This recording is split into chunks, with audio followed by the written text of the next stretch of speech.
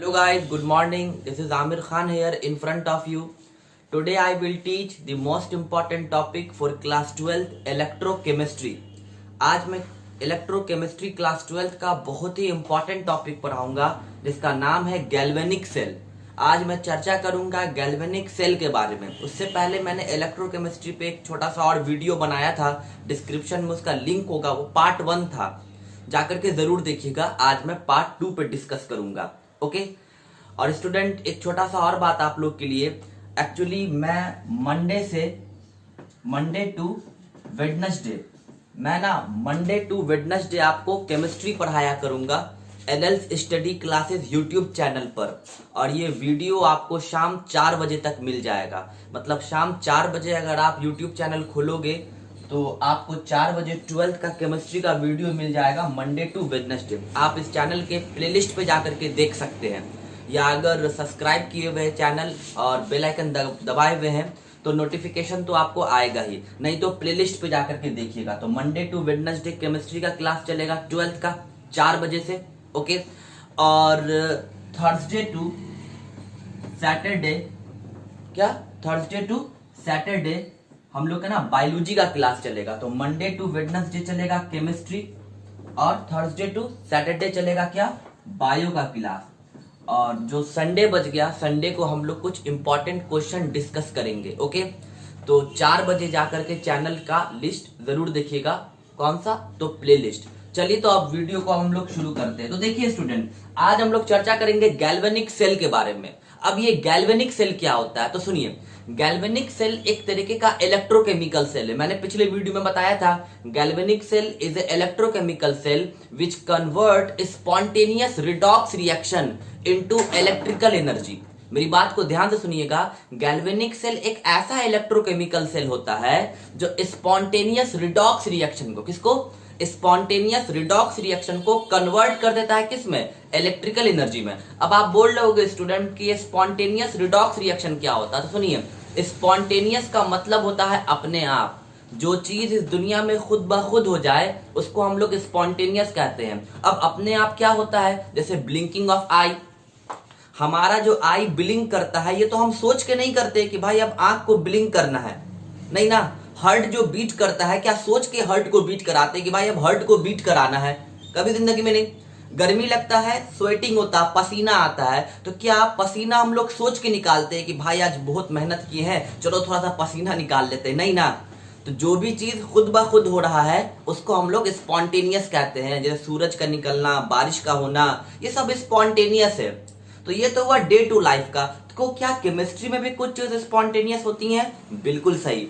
जो रिएक्शन खुद ब खुद हो, मतलब जिसको हम नहीं कराते हैं, उस रिएक्शन को स्पॉन्टेनियस रिएक्शन कहते हैं। अब जैसे स्पॉन्टेनियस रिएक्शन में क्या होगा, बेस्ट एग्जांपल ले लो ना, स्टार्स में जाकर के देखिएगा। स्टार इट मीन सन, कोई भी स्टार ले लो, चाहे सन हो या नियरेस्ट कोई भी स्टार आप ले लो, प्रोक्सिमा सेंचुरी, कुछ भी। तो स्टार्स में आप जानते होगे न्यूक्लियर रिएक्शंस होता है। तो क्या वहां पर कोई जाता है न्यूक्लियर रिएक्शन कराने के लिए कि खुद ब खुद हो रहा है? वहां पर जो प्लाज्मा का फॉर्मेशन हो रहा है जिसकी वजह से स्टार्स ग्लो करते हैं, वो तो खुद ब खुद हो रहा है, हम तो नहीं जाते हैं। तो वो स्पॉन्टेनियस रिएक्शन है। न्यूक्लियर डीके, न्यूक्लियस में जब न्यूक्लियस किसी भी एटम का जब डीके करता है, टूटता है, तो वो भी स्पॉन्टेनियस रिएक्शन है।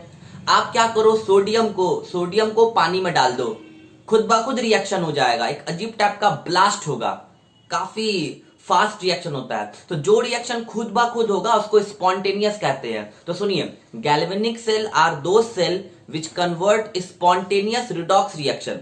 गैल्वेनिक सेल एक ऐसा सेल होगा जो स्पॉन्टेनियस रिडॉक्स रिएक्शन को कन्वर्टेड इनटू इलेक्ट्रिकल एनर्जी, जो स्पॉन्टेनियस रिडॉक्स रिएक्शन को कन्वर्ट कर देता है किसमें? इलेक्ट्रिकल एनर्जी में। चलिए तब हम लोग आगे की तरफ बढ़ते हैं। आपके एनसीईआरटी बुक में ना 3 डायग्राम बना हुआ है इलेक्ट्रोकेमिकल सेल का।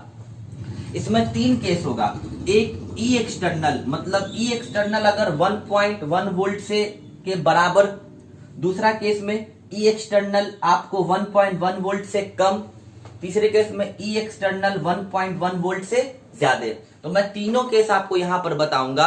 और मैं आपको बता दूं, गैल्वेनिक सेल होने के लिए जो पोटेंशियल होना चाहिए वो 1.1 वोल्ट होना चाहिए। मैंने पिछले वीडियो में चर्चा किया था और ये आपके एनसीईआरटी बुक में लिखा हुआ है। गैल्वेनिक सेल होने के लिए पोटेंशियल कितना होना चाहिए 1.1 वोल्ट। आप जब भी कोई भी ऑनलाइन क्लास देखिए, यूट्यूब चैनल देखिए एजुकेशन से रिलेटेड, तो आप पेन और कॉपी साथ लेकर के बैठा कीजिए ताकि आप चीजों को नोट कर सकिए। ओके, और आपको कोई भी डाउट हो तो कमेंट बॉक्स में पूछिए, ठीक है। चलिए, तो मैं आपको बता दूं यहाँ पर गैल्वेनिक सेल का पोटेंशियल डिफरेंस कितना होता है स्टूडेंट, 1.1 वोल्ट होता है। ये सब बात सबको समझ में आ गया। तो अब देखो, अब हम लोग आगे की तरफ बढ़ते हैं। अब यहाँ पर आपको एक इलेक्ट्रोकेमिकल सेल दिख रहा होगा। अब देखिए, इस इलेक्ट्रोकेमिकल सेल में, इस गैल्वेनिक सेल में क्या चीज है, तो इस गैल्वेनिक सेल के बारे में सबसे पहले तो एक चीज बता दे, इस सेल का जो ई एक्सटर्नल है, मतलब इसका जो पोटेंशियल खुद का है, इस सेल का जो पोटेंशियल है वो आपको 1.1 वोल्ट से कम है।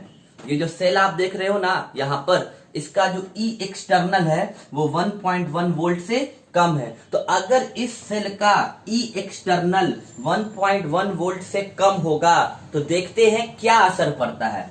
तो अगर इस सेल का ई एक्सटर्नल 1.1 वोल्ट से कम है तो electron flow from zinc rod to copper rod.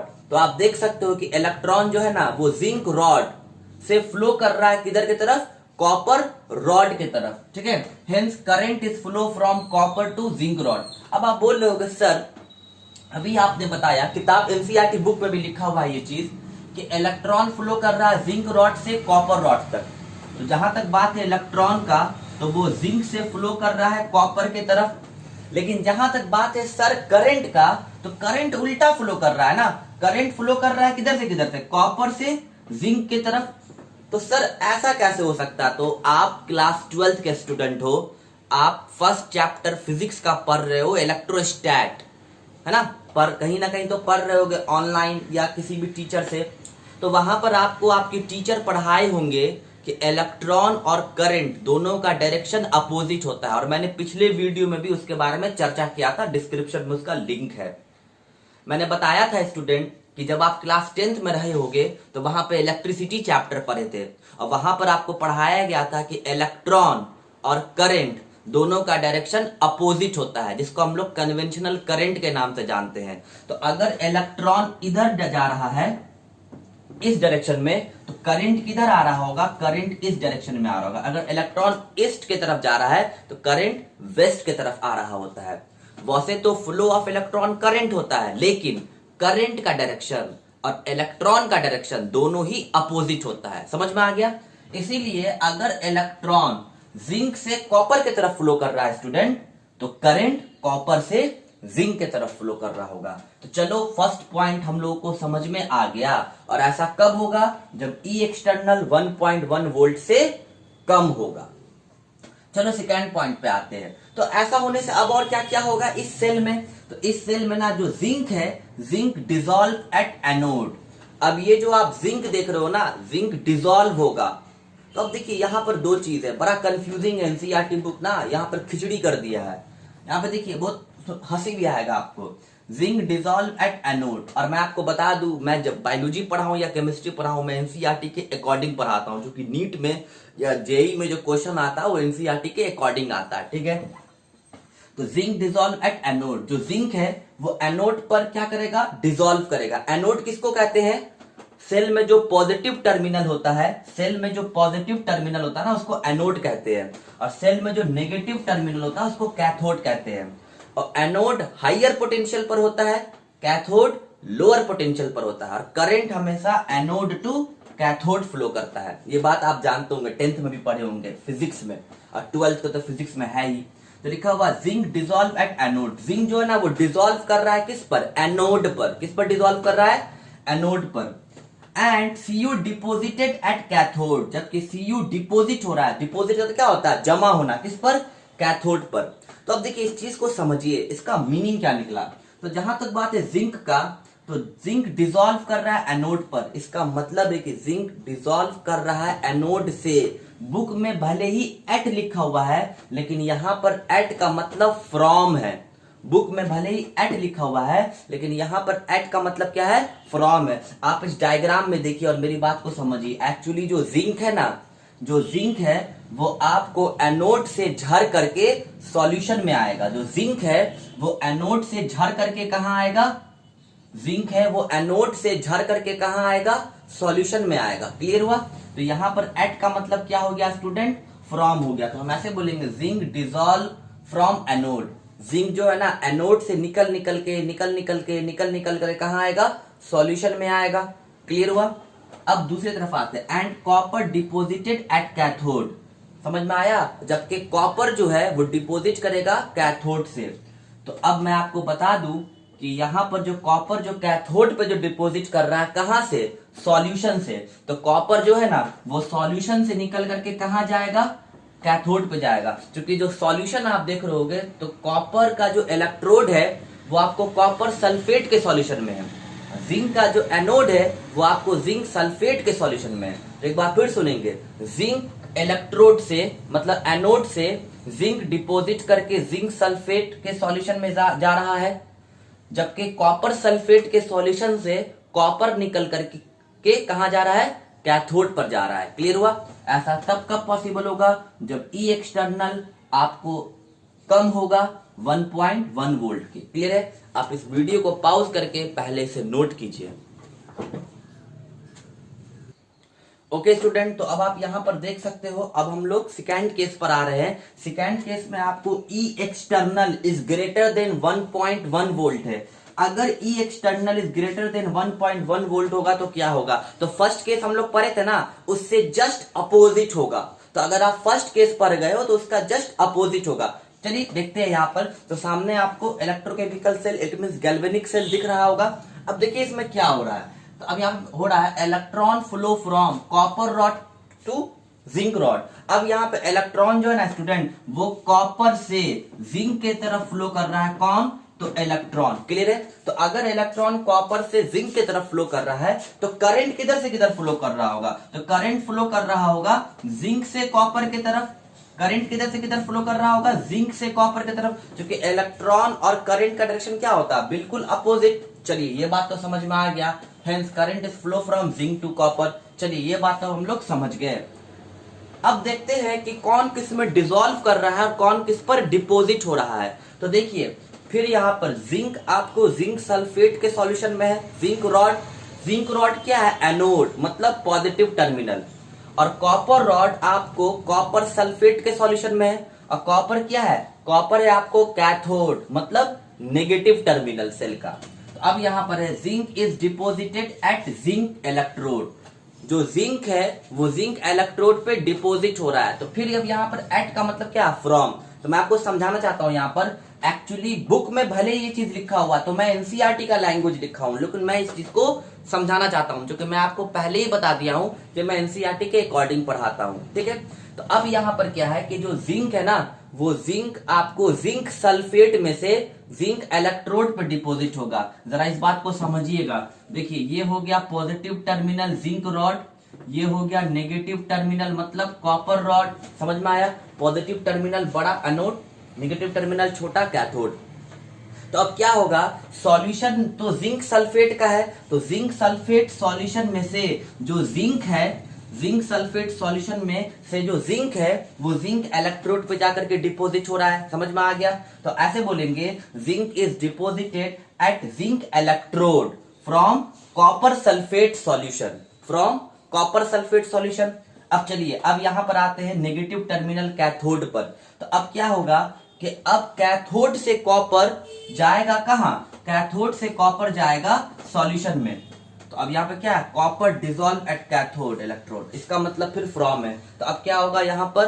Copper is dissolve from copper electrode to the solution. तो देखिए स्टूडेंट भले ही बुक में ये पूरा पॉइंट लिखा हुआ है लेकिन इसको पढ़िएगा तो बहुत कंफ्यूजन होगा, बहुत ही कंफ्यूजन होगा। इसलिए मैं आपको फिर बता दूं अपने लैंग्वेज में आपको समझा दूं। Zinc is deposited from solution to the zinc electrode. समझ में आ गया? जिंक सॉल्यूशन से जाएगा जिंक इलेक्ट्रोड पर जबकि आप कॉपर पे आते हैं। Copper is dissolve, copper dissolve मतलब घुलेगा from copper electrode, it means cathode to the solution. तो कॉपर आपको इलेक्ट्रोड से जाएगा कहां? सॉल्यूशन में। सबको समझ में आ गया? ऐसा कब होगा? जब ई एक्सटर्नल ग्रेटर देन होगा 1.1 वोल्ट के। ओके, आप इस वीडियो को पॉज करके इसे नोट कर सकते हैं। ओके स्टूडेंट, तो अब हम लोग यहाँ पर लास्ट केस पढ़ लेते हैं। अब लास्ट केस में क्या है कि E external is equal to 1.1 volt है। तो अगर ई एक्सटर्नल बराबर 1.1 वोल्ट है तो क्या होगा? कुछ नहीं होगा, कुछ भी नहीं होगा, ठीक है। No flow of electron, electron flow नहीं करेगा। तो अगर इलेक्ट्रॉन फ्लो ही नहीं करेगा तो करंट कहां से आएगा? Because flow of electron is responsible for current in cell. ये बात आप लोग जानते हैं, चार्ज का तो फ्लो होना करंट के लिए बिल्कुल जरूरी है, ठीक है। तो अब यहां पर चार्ज कौन है? मेरा इलेक्ट्रॉन, नेगेटिवली चार्ज पार्टिकल। तो इलेक्ट्रॉन अगर फ्लो नहीं कर रहा है तो करंट कहां से? कभी जिंदगी में नहीं। तो इलेक्ट्रॉन फ्लो नहीं करेगा तो करंट का तो कोई जिक्र ही नहीं होगा। चलिए अब दूसरी तरफ आते हैं, नो केमिकल रिएक्शन। तो जब इलेक्ट्रॉन ही फ्लो नहीं कर रहा है, करंट ही नहीं हो रहा, तो केमिकल रिएक्शन क्यों होगा? क्योंकि हम लोग गैल्वेनिक सेल में क्या पढ़ते हैं? Galvanic cell are those cell which convert spontaneous redox reaction into electrical energy. और यहां पर जो स्पॉन्टेनियस रिडॉक्स रिएक्शन हो रहा था स्टूडेंट, वो इलेक्ट्रॉन के मूवमेंट के वजह से हो रहा था। क्योंकि आप क्लास 11 के केमिस्ट्री में पढ़े हो इलेक्ट्रॉनिक कॉन्सेप्ट में, loss of electron oxidation, gain of electron reduction. तो इलेक्ट्रॉन पे तो गेन और लॉस हो नहीं रहा है, इलेक्ट्रॉन तो आन जान कर नहीं रहा है। तो एक तो इलेक्ट्रॉन ना तो जा रहा है ना ही आ रहा है, तो इलेक्ट्रॉन का फ्लो नहीं हो रहा है तो करंट नहीं। और चूंकि इलेक्ट्रॉन का फ्लो नहीं हो रहा है तो गेन भी नहीं हो रहा है, लॉस भी नहीं हो रहा है, तो स्पॉन्टेनियस रिडॉक्स रिएक्शन नहीं। स्पॉन्टेनियस रिडॉक्स रिएक्शन नहीं तो करंट क्यों? तो कोई केमिकल रिएक्शन नहीं होगा। ऐसा तब होगा जब ई एक्सटर्नल 1.1 वोल्ट होगा। डायग्राम में आप यहाँ पर देख सकते हो। आज के लिए इतना ही। अब हम लोग नेक्स्ट वीडियो में मिलेंगे। चैनल पर नए हैं तो लाइक करके सब्सक्राइब कीजिएगा। Thank you so much. जय हिंद।